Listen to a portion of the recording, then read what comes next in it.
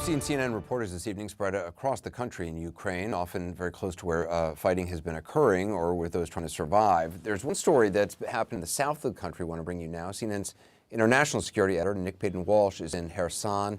Nick, there's a recording between Ukrainian and Russian forces that occurred. What happened? Yeah, it's a really sort of dark episode, which was cast by the Ukrainian President Zelensky as a moment of heroism.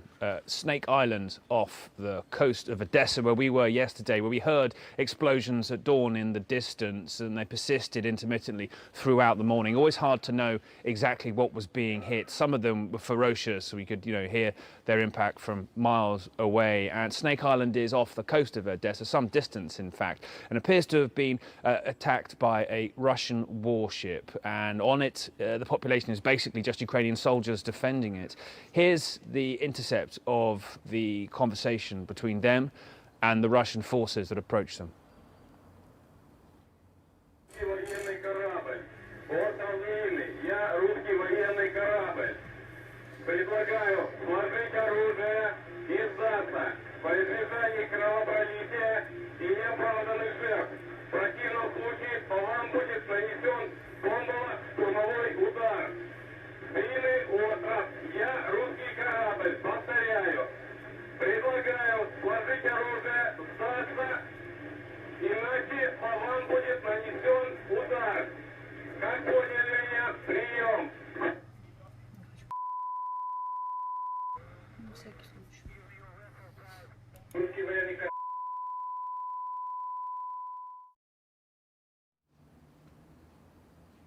Now that is the end of the recording, and is most likely, and we can't confirm it independently, that the Russian warship made good on its threat to destroy that island. Part of the extensive efforts we saw yesterday by the Russian military to attack Ukraine's defences along the Black Sea coast. That's a vital part of Ukraine's economy and infrastructure, and it seems Snake Island bore the brunt of that.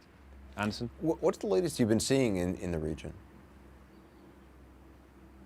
Yeah, look, we are in a key town, Kherson, on the way up from Crimea. That's for 8 years been illegally held by Russia, and their forces have been trying to move up. We heard intensive fighting to the east of this town when we came in last night, and that was centered around a key bridge that goes from the sort of the Russian-held side of the river Dnieper over to this side still held by Ukrainian forces. It seemed like the Russians had in fact moved over that bridge yesterday, and we don't quite know what they did. There were suggestions they may have peeled off past the town. We heard small arms fire in the town on its outskirts during the night, and there were persistent low-flying jets that sort of swooped in, buzzing the town. Unclear whose they were. They're more likely, I'd have to say, given the frequency, Russians. We heard some distant airstrikes too, and just this morning there was another low-flying jet that came in too. So clearly fighting continues for this key river, and that essentially, I think many argue, might be about defining the future borders of whatever we see down the line here. The Dnieper River runs straight up